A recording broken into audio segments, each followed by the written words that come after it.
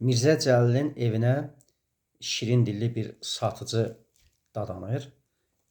O evə hər gün deməli təzə yağ, süd, yumurta gətirirmiş. Bir gün Mirzə Cəlil evin dəhlizinin ağ divarında şəkillər çəkildiyini, bir yazı pozu olduğunu görür ki, inəyə oxşar bir heyvanın şəkli var, yanında əyri-üyrü xəttlər var, yumurtaya oxşar dairəciklər var. Dilxor olur, uşaqları çağırır, uşaqları bu ədəbsizlik üstündə danlayır. Lakin bu hadisə bir neçə gün təkrar olur, uşaqlardan isə heç birinin bundan xəbəri olmadığını deyirlər. Bir gün Mirzə Cəlil evə dönərkən dəhlizə girəndə görür ki, həmin satıcı dəhlizin divarında nəsə yazılar yazır, ona tamaşa eləməyə başlayır və satıcı Mirzə Cəlili görüb güya özünü itirmir. Deyir ki, Molla əmi, bunlar yaddaşdır, yazıram ki, hesab dolaşmasın.